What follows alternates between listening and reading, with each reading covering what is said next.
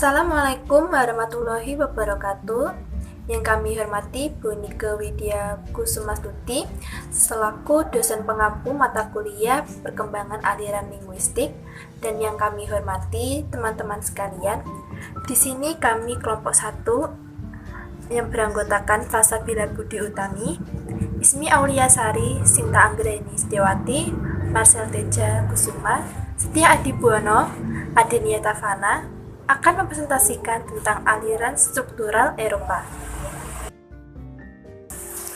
Aliran linguistik struktural.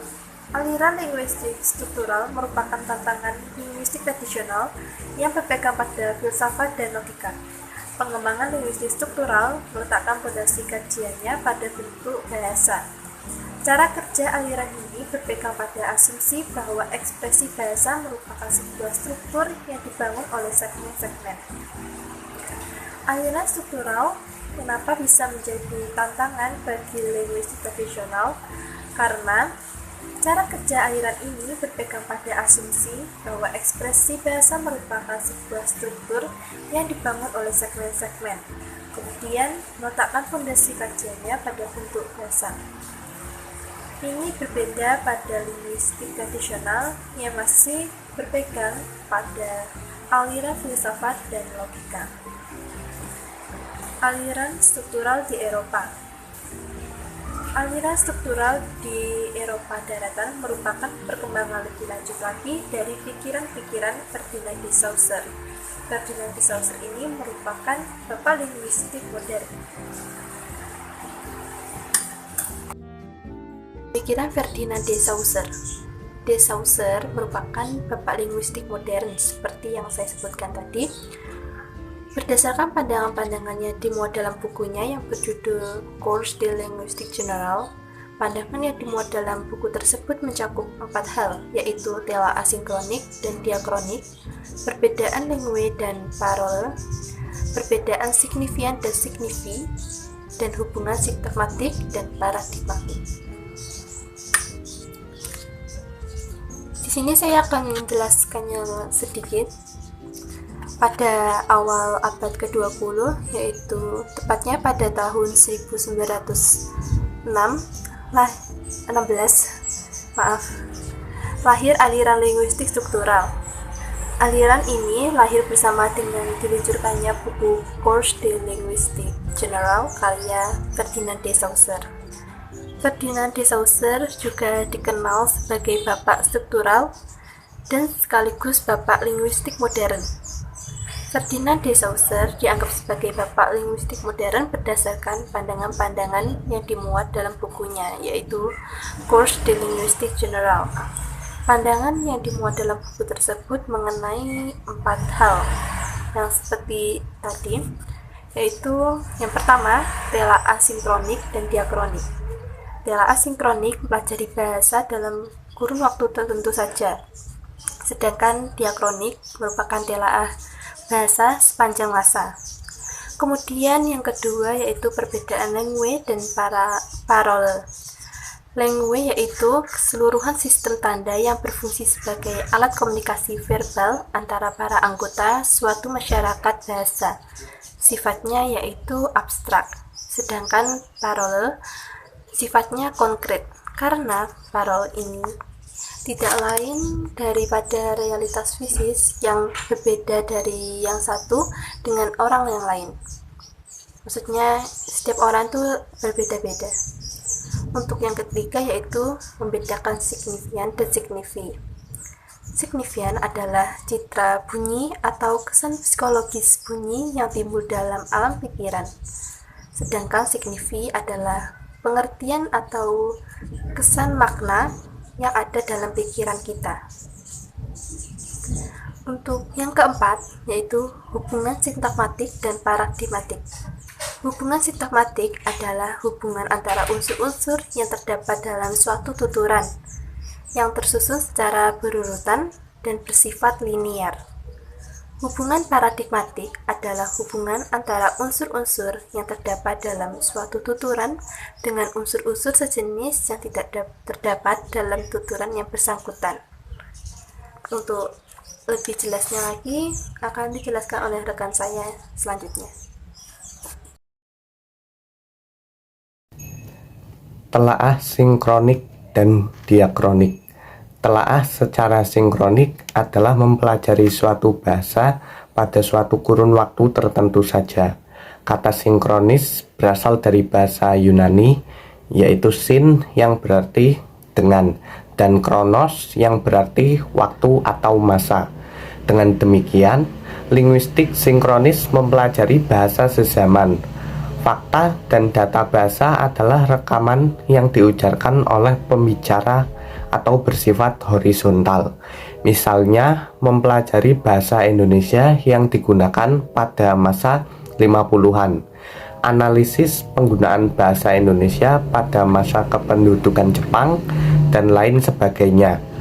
Dalam Kamus Besar Bahasa Indonesia, sinkronik artinya segala sesuatu yang bersangkutan dengan peristiwa yang terjadi di suatu masa yang terbatas.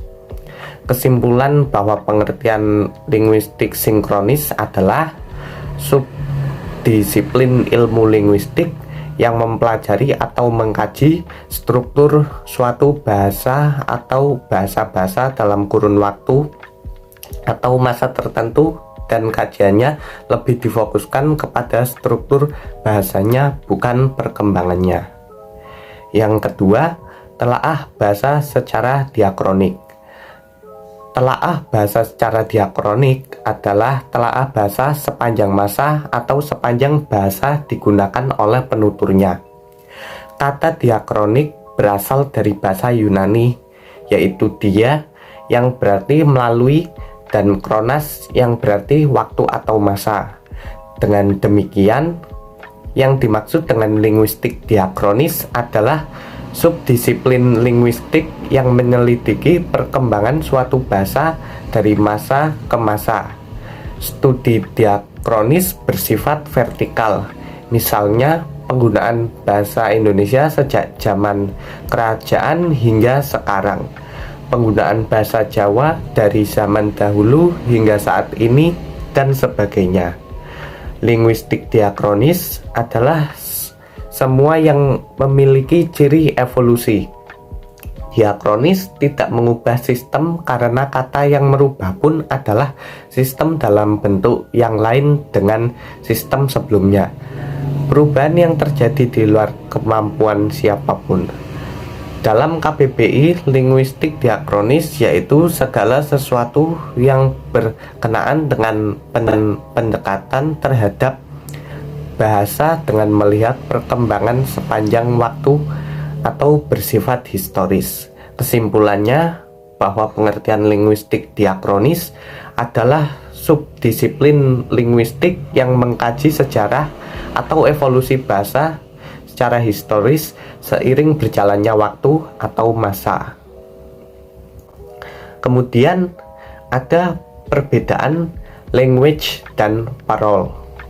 Language adalah keseluruhan sistem tanda yang berfungsi sebagai alat komunikasi verba antara anggota satu masyarakat bahasa yang sifatnya abstrak. Language adalah sebuah aturan tak tampak yang mengkonstitusi sebuah sistem bahasa. Aturan ini dipahami oleh pengguna bahasa secara tidak sadar. Sebelum menemukan konsep yang satu ini, Ferdinand de Saussure awalnya kagum dengan teori Emile Durkheim mengenai fakta sosial. Ia membayangkan bahwa teori tersebut juga berlaku pada sistem bahasa. Teori fakta sosial intinya adalah bagaimana masyarakat diatur oleh sesuatu di luar dirinya. Fakta sosial dapat dipahami sebagai norma yang hadir bahkan sebelum individu dilahirkan. Sebuah aturan tak nampak yang mendarah daging di masyarakat. Norma tersebut mengatur bagaimana sebuah masyarakat yang baik dapat tercipta melalui tata tingkah laku, sikap, hingga kegiatan masyarakat. Tidak ada yang tahu kapan tepatnya norma berlaku, Namun, norma diterima dan dipercaya oleh masyarakat. Begitupun dengan konsep language yang dicetuskan oleh Ferdinand de Saussure. Bahasa yang diatur atau dikonstitusi dari luar. Aturan tersebut tidak sepenuhnya didasari oleh penggunanya, namun aturan tersebutlah yang memungkinkan bahasa dapat dimaknai oleh manusia sebagai penggunanya. Aturan yang paling utama dalam bahasa adalah adanya perbedaan-perbedaan. Karena perbedaan tersebut, akhirnya manusia dapat mengerti arti suatu bahasa. Seperti contoh di bawah ini misalnya. Dalam bahasa Indonesia, umpamanya terdapat kata lupa di samping kata rupa. Hal ini dimungkinkan karena dalam sistem ini L berbeda dengan R dengan semua fonem lain dari bahasa Indonesia. Namun lain halnya dengan bahasa Jepang yang tidak membedakan antara L dengan R. Jika terdapat kata lupa dan rupa dalam bahasa Jepang, kemungkinan besar maknanya akan sama. Makna kedua kata tersebut baru bisa dibedakan ketika ada perbedaan, meskipun itu hanya sekedar huruf. Itulah kenapa menurut Ferdinand de Saussure, bahasa adalah sebuah sistem yang terdiri dari perbedaan-perbedaan. Selanjutnya adalah parol. Parol adalah pemakaian atau realisasi dari language oleh masing-masing anggota masyarakat bahasa yang sifatnya konkret. Parol merupakan realitas fisik yang berbeda antara penutur yang satu dengan penutur yang lain. Parol disebut juga ideolek kalau dikaji dalam kajian linguistik. Parol sebagai salah satu konsep turunan dari fenomena komunikasi mengarah pada keunikan tiap individu. Maksudnya adalah meskipun bahasanya sama, tiap-tiap manusia punya cara pengucapan yang berbeda-beda misalnya. Seperti halnya ketika kita menggunakan bahasa Indonesia dengan logat kedaerahan. Bahasa Indonesia yang kita gunakan masih sama dengan bahasa yang dipakai pada umumnya. Namun, cara mengucapkannya merupakan turunan khas yang hanya dimiliki kita sendiri sebagai seorang individu. Selain itu, yang termasuk dalam konsep parol adalah kekhasan individu untuk memilih diksi atau kata, ataupun menyusun kalimat ketika berkomunikasi. Maksud yang disampaikan oleh beberapa orang mungkin sama. Bedanya, mereka memiliki pemilihan kata yang disusun secara beragam. Akhirnya, kemungkinan sebuah keberagaman bahasa yang begitu banyak untuk mengkaji konsep yang satu ini. Akibat sifatnya yang lebih individualistik, konsep ini juga kurang diperhatikan oleh de Saussure. Ia lebih mengkaji sebuah konsep yang sifatnya universal bagi ilmu kebahasaan. Perbedaan signifian dan signifi. Ferdinand de Saussure menyatakan bahwa setiap tanda linguistik atau signa dibentuk oleh dua komponen yang tidak terpisahkan satu sama lain, yaitu komponen signifian dan signifi. Signifian atau disebut juga signifier adalah citra bunyi atau kesan psikologis bunyi yang timbul dari pikiran kita. Signifi adalah pengertian atau kesan makna yang ada dalam pikiran kita terhadap apa yang tertangkap. Untuk lebih jelas, ada yang mengatakan signa itu sama dengan kata, signifi sama dengan makna, dan signifian sama dengan bunyi bahasa dalam bentuk urutan fonem-fonem tertentu. Hubungan antara signifian dan signifi sangat erat, karena keduanya merupakan kesatuan yang tidak dapat dipisahkan. Jika ditinjau dari segi linguistik yang merupakan dasar dari komponen semiologi Saussure, perumpamaannya bisa dianalogikan dengan kata dan benda. Misalnya saja pada kata pintu. Pintu secara signifian merupakan komponen dari kumpulan huruf yaitu P, I, N, T, dan U. Sedangkan secara signifier dapat dipahami sebagai suatu yang menghubungkan satu ruang dengan ruang lain. Kombinasi dari signifian dan signifi ini yang kemudian membentuk tanda atas pintu, bukan sekedar benda mati yang digunakan oleh manusia. Berikutnya ada hubungan sintakmatik dan paradigmatik. Ferdinand de Saussure membedakan dua bentuk hubungan, yaitu hubungan sintakmatik dan paradigmatik. Sintakmatik adalah hubungan antara unsur-unsur yang terdapat dalam suatu tuturan yang tersusun secara berurutan dan bersifat linier. Hubungan sintakmatik ini terdapat baik dalam fonologi, morfologi, maupun sintaksis. Hubungan sintakmatik pada tataran fonologi tampak pada urutan fonem-fonem pada sebuah kata yang tidak dapat diubah tanpa merusak makna kata itu. Umpamanya pada kata kita, terdapat hubungan fonem-fonem dengan urutan K, I, T, dan A. Apabila urutannya diubah, maka maknanya akan berubah atau tidak bermakna sama sekali. Hubungan sintakmatik pada tataran morfologi tampak pada urutan morfem-morfem pada suatu kata yang juga tidak dapat diubah tanpa merusak makna dari kata tersebut. Ada kemungkinan maknanya berubah, tapi ada kemungkinan juga tak bermakna sama sekali. Umpamanya, kata segitiga tidak sama dengan tiga segi. Kata barangkali tidak sama dengan kata kali barang, dan kata tertua tidak sama dengan kata tauter. Hubungan sintakmatik pada tataran sintaksis tampak pada urutan kata-kata yang mungkin dapat diubah, tetapi mungkin juga tidak dapat diubah tanpa mengubah makna kalimat tersebut, atau menyebabkan tak bermakna sama sekali. Sedangkan hubungan paradigmatik adalah hubungan antara unsur-unsur yang terdapat dalam sebuah tuturan dengan unsur-unsur sejenis yang tidak terdapat dalam tuturan yang bersangkutan. Yang tidak terdapat dalam hubungan paradigmatik dapat dilihat dengan cara substitusi, baik pada tataran fonologi, morfologi, maupun tataran sintaksis. Hubungan paradigmatik pada tataran fonologi. Hubungan paradigmatik pada tataran fonologi yaitu tampak pada urutan fonem-fonem pada sebuah kata. Contohnya antara bunyi K, T, B, M, dan D yang terdapat pada kata rata, kata, bata, mata, dan data. Berikutnya ada hubungan paradigmatik pada tataran morfologi. Hubungan paradigmatik pada tataran morfologi yaitu tampak pada prefiks-prefiks dalam sebuah kata.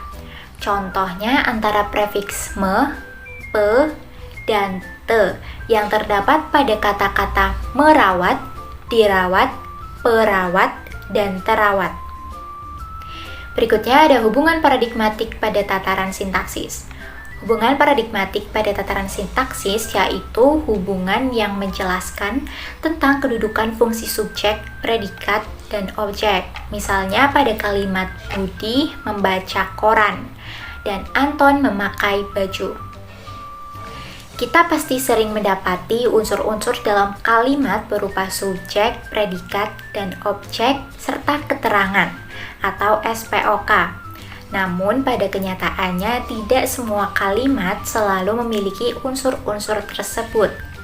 Kajian semiologi menyatakan jika sebuah kalimat memiliki unsur SPOK yang lengkap dan memiliki kesatuan arti dari gabungan unsur tersebut sehingga tidak bisa digantikan dengan unsur lain karena dapat merubah makna, maka kalimat tersebut memiliki hubungan sintakmatik. Dan sebaliknya, jika sebuah kalimat tidak memiliki susunan SPOK lengkap dan salah satu unsurnya dapat diganti dengan kata lain tanpa merubah makna, maka kalimat tersebut memiliki hubungan paradigmatik. Pembagian aliran linguistik struktural di Eropa. Yang pertama adalah aliran Praha. Aliran Praha. Pemunculan aliran Praha diawali pada Kongres Linguistik Internasional I di The Hague pada tahun 1928. Aliran Praha sangat terkonsentrasi pada subbidang fonologi. Aliran ini dipelopori oleh Mathus, Friedrich Ceko, Tropstocky dari Rusia, Andrea Martin dari Prancis, dan Ahlenbeck dari Belanda. Pengaruh mereka begitu sangat besar di sekitar tahun 30-an, terutama dalam bidang fonologi. Pada bidang fonologi, aliran Praha menjelaskan tentang struktur bunyi dengan cara sebagai berikut. Yang pertama, menentukan keoposisiannya. Ukuran untuk menentukan apakah bunyi ujaran itu beroposisi atau tidak adalah dengan menggunakan makna. Kenapa menggunakan makna? Dalam bahasa Indonesia, bunyi L dan bunyi R adalah dua fonem yang berbeda karena terdapat oposisi di antara keduanya. Contohnya pada kata lupa yang memiliki makna adalah tidak ingat. Sedangkan rupa memiliki makna adalah wajah. Yang kedua, menentukan kekontrasannya. Dalam bahasa Indonesia misalnya kontras huruf P dan B dan antar huruf D dan D dalam sebuah kata dapat terjadi pada posisi awal dan tengah, tetapi tidak terjadi pada posisi akhir.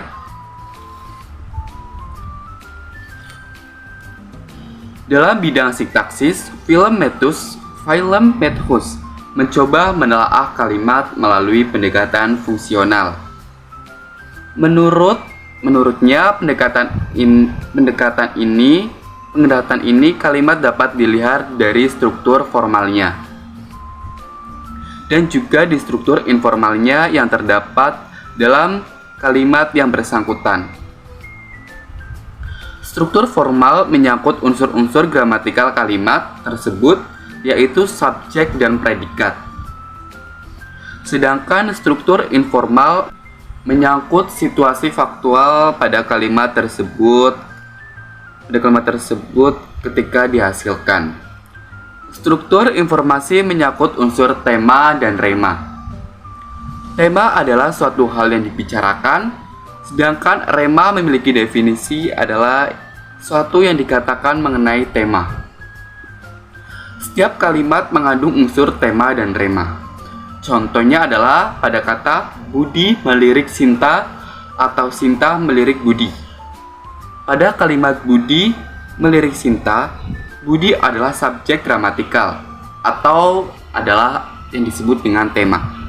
Sedangkan Sinta adalah objek gramatikal atau yang disebut dengan rema. Pokok-pokok pikiran aliran linguistik Praha dapat dirinci sebagai berikut ini. Yang pertama, meneruskan teori Ferdinand de Saussure. Yang kedua, aliran Praha ini lebih terkonsentrasi pada bidang fonologi. Dan yang ketiga, aliran Praha sedang mengembangkan kajian sintaksis fungsional, pengembangan stilistika. Pembagian aliran linguistik struktural di Eropa. Yang kedua adalah aliran Copenhagen. Para ahli bahasa Skandinavia yang terdiri dari J.N. Matvik, A. Horen, H.G. Whewell, O.C. Persson, dan Rasmus Rock banyak menghasilkan kajian dalam bidang linguistik umum, seperti hasil kajian mereka yang menunjukkan terdapat kekhasan dalam mengembangkan teori kebahasaan. Samsuri 1988 halaman 41. Setelah terjadi kekhasan yang menarik, akhirnya terdapat sebuah aliran yang bernama aliran Copenhagen, berkat sekelompok ahli linguistik yang menamakan dirinya Linguistic of Copenhagen. Dua tokoh utama dalam aliran ini adalah Brundtland dan Hajem Sleff, yang dalam pengembangannya menunjukkan beberapa perbedaan, meskipun padahal mereka mempunyai wawasan dasar yang sama. James Slave dan Brondal sedikit banyak dipengaruhi oleh wawasan Ferdinand de Saussure. Pengaruh de Saussure dalam James Slave tampak pada pemilihan expression from dan content from yang menjadi bagian dari signification, sedangkan dalam Brondal, pengaruh de Saussure tampak pada pemilihan kajian kebahasaan secara diakronis dan sinkronis. Dari kedua tokoh utama aliran Copenhagen, James Slave mempunyai peran yang begitu besar pada aliran ini. Pokok-pokok pikiran aliran linguistik Copenhagen dapat dirinci sebagai berikut ini. Yang pertama, bahasa adalah sistem otonom. Yang kedua, linguistik adalah ilmu empirik. Yang ketiga, satuan dasar bahasa adalah gloss. Yang keempat, analisis diawali dari wacana, hubungan paragraf, hubungan sintakmatik dan paradigmatik, menuju from yang berhubungan dengan ekspresi dan makna. Lalu, apa itu aliran strukturalisme di Eropa? Nah, strukturalisme di Eropa sendiri berkembang atau dikembangkan pada tahun 1900-an di bidang linguistik struktural dari Ferdinand de Saussure. Nah, Ferdinand de Saussure ini dianggap sebagai salah satu tokoh penggagas aliran ini, walaupun masih ada beberapa tokoh lainnya. Aliran ini kemudian ditetapkan dalam berbagai bidang, seperti sosiologi, antropologi, psikologi, psikoanalisis, teori sastra, dan arsitektur. Ini menjadikan strukturalisme tidak hanya sebagai sebuah metode, namun juga sebagai gerakan intelektual yang datang untuk mengambil alas eksistensialisme di Perancis pada tahun 1900-an. Saussure memisahkan studi sejarah komparatif bahasa dengan studi deskriptif struktur bahasa itu sendiri, yang kemudian lahirlah pemikiran baru tentang bahasa yang dikenal dengan metode deskriptif struktural.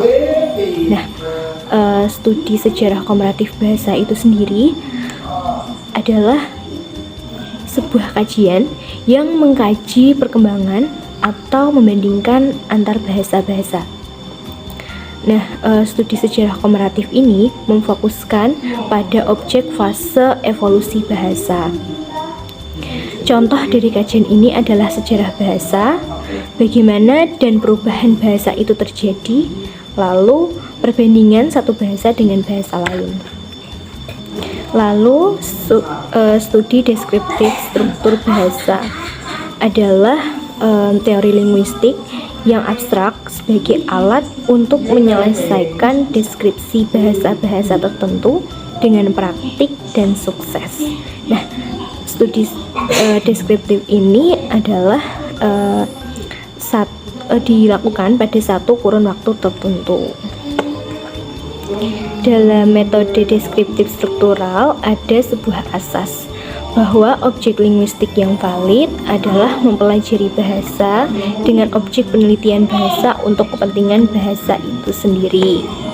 Lalu aliran deskriptif struktural ini kemudian dikenal dengan aliran Genewa atau Geneva School, dan kemudian melahirkan beberapa poin tentang bahasa. Di antaranya, 1.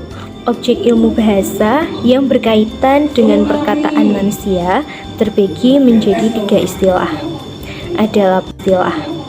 Adalah parole atau perkataan seseorang, ada langue, himpunan perkataan seseorang dan kaidah universal bahasa, dan ada la langue atau bahasa suatu bangsa tertentu.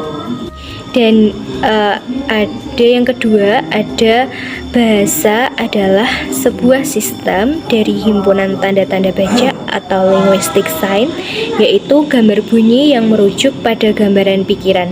Perujukan ini bersifat simbolis, kesepakatan, dan arbiter, atau dipilih secara acak. Selanjutnya, dalam deskriptif struktural terdapat sistem bahasa. Sistem bahasanya terdiri dari 2 unsur, yaitu unsur dalam dan unsur luar. Unsur dalam adalah sistem struktur bahasa itu sendiri, yaitu seperti wacana, kalimat, paragraf, fonem, morfem, dan kata.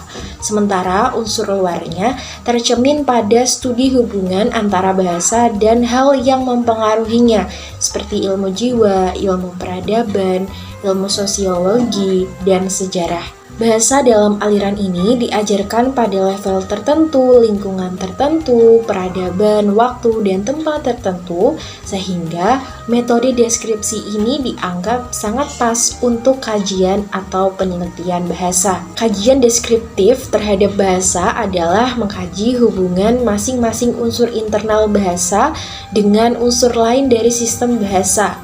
Unsur lain dari sistem bahasa ini dapat diartikan sebagai unsur luar dari sistem bahasa yang telah dijelaskan tadi ya, seperti ilmu psikologi, sejarah, peradaban, dan sebagainya.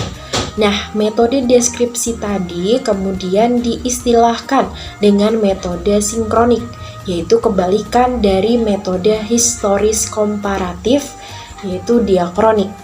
Kemudian kaidah-kaidah inilah yang menjadi dasar aliran strukturalisme de Saussure. Lalu siapa saja yang menganut aliran ini? Ada beberapa ahli bahasa yang menganut aliran ini dan menggunakan metodenya. Di antaranya ada Andrew Betscoy di tahun 1890 sampai 1938 Masehi dan R. Jacobson di tahun 1896 sampai 1982 Masehi. Mereka kemudian membentuk aliran struktural tersendiri dalam menganalisis bahasa yang dinamakan atau dikenal dengan nama Prague School atau aliran Praha. Aliran ini membahas bahasa secara lebih komplit atau tuntas dan sesuai dengan pokok-pokok teori aliran Geneva. Mereka juga membedakan ilmu fonetik dan filologi, fokus terhadap aspek fungsional bahasa. Akan tetapi, kelemahannya adalah walaupun aliran ini membahas semua unsur-unsur bahasa mulai fonologi, morfologi, sintaksis, dan semantik, tetapi yang paling menonjol yang mereka bahas dalam aliran ini adalah bidang fonologi. Misalnya, Trubetskoy dengan sangat detail membahas fonologi dalam bukunya yang berjudul Principles of Phonology.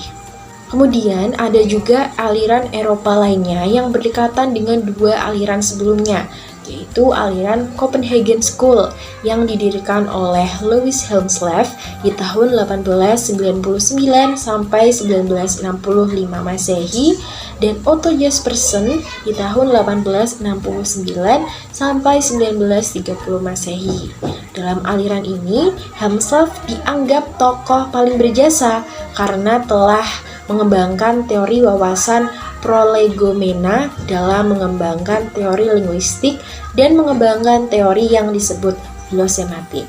Arti prolegomena sendiri dalam Kamus Besar Bahasa Indonesia adalah kata pengantar yang memberikan uraian mengenai tulisan atau karangan ilmiah. Sementara itu, dalam teori glosematik dijelaskan bahwa analisis bahasa dimulai dari wacana, kemudian ujaran itu dianalisis atas konstituen-konstituen yang mempunyai hubungan paradigmatis dalam 4 aspek, yaitu yang pertama, rangka forma adalah hubungan gramatikal intern. Yang kedua, substansi adalah kategori ekstern dari objek material. Yang ketiga adalah ungkapan, yaitu medium verbal dan grafis. Dan yang keempat adalah isi atau makna.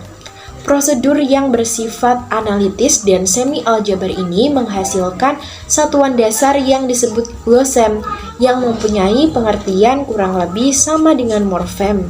Menurut Hjelmslev, teori bahasa haruslah bersifat sembarang saja, artinya harus merupakan suatu sistem deduktif semata-mata. Teori itu harus dapat dipakai secara tersendiri untuk dapat memperhitungkan kemungkinan-kemungkinan yang muncul dari premis-premisnya. Selain itu, Hjelmslev juga lebih banyak menggunakan dasar-dasar matematika formal dalam membuat istilah baru. Akan tetapi, ia sendiri sulit untuk menjelaskan sehingga teori ini terbatas. Sekianlah pemaparan dari kelompok 1 mengenai aliran struktural Eropa. Apabila teman-teman memiliki tanggapan atau pertanyaan, kami membuka sesi tanya jawab bagi 3 orang penanya. Sekian presentasi dari kelompok 1. Semoga pengetahuan yang telah tersampaikan dapat menjadi ilmu yang bermanfaat bagi kita semua. Terima kasih dan mohon maaf apabila terdapat kesalahan dan kekurangan selama penyampaian materi. Wassalamualaikum warahmatullahi wabarakatuh.